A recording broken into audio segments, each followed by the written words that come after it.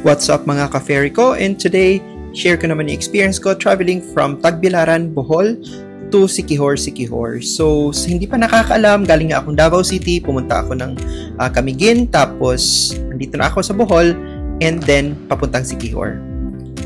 So, yung sinakyan ko dito is Ocean Jet. Tapos, pwede kayo din mag-book online via Klook. Gamitin nyo lang yung code ko, Escape Manila, for a discount. Yung pamasahe dito is 800 pesos.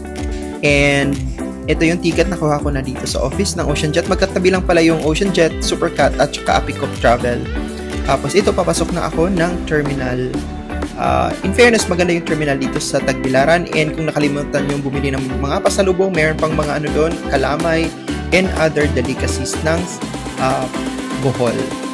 Tapos, ito na nga, dito papasok na ako sa terminal. Ang terminal fee pala dito sa Tagbilaran Port is 30 pesos. Tapos, mag-check-in kayo kasi may check-in dyan ng Ocean Jet. Tapos, check-in ng baggage.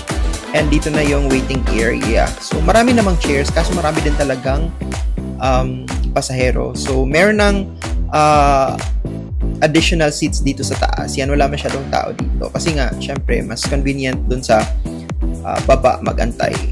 But, kung wala naman kayong dala, so pwedeng umakyat dito sa second floor. And ito nga yung Ocean Jet na papuntang Cebu yan, delayed yan.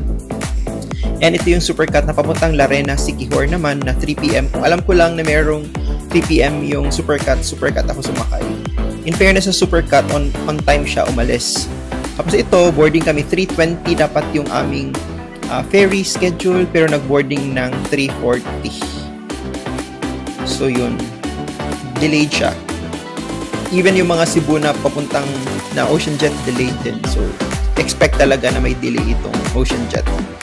Tapos, nakaalis kami dito around 4 PM na.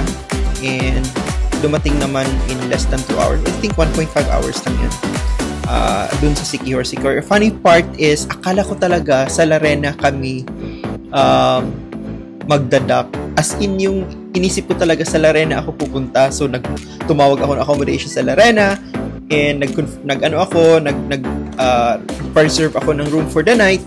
Kasi akala ko talaga Larena. So, yung Supercat pala yung Larena. Yung Ocean Jet is sa Siquijor Port, sa Siquijor Town.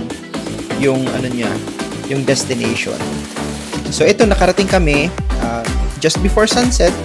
Ayan, nandito na kami sa Siquijor Port. So, tingnan nyo dito yung pag-introduce ko dito, Larena. Kasi ito talaga Larena. Tapos nung tinignan ko sa mapa, bakit may Jollibee? Yun pala, nasa Siquijor ako. Then I'm finally here in Siquijor. So, this is my third province for this trip.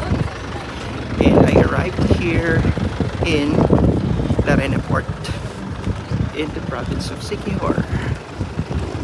So, there. And yan pala yung port ng Siquijor. Tapos, ayan, buti na lang pag-check ko may inn na malapit dito pala sa port and tinawagan ko agad. So, may bakante naman. So, dito ako nagstay sa Avelina Inn, 1,050 per night, and sobrang okay siya, guys. So, highly recommended ko itong place na to. Malinis, tsaka spacious, tapos mura lang din, malapit din sa port. And yun lang, guys. Until next time, bye!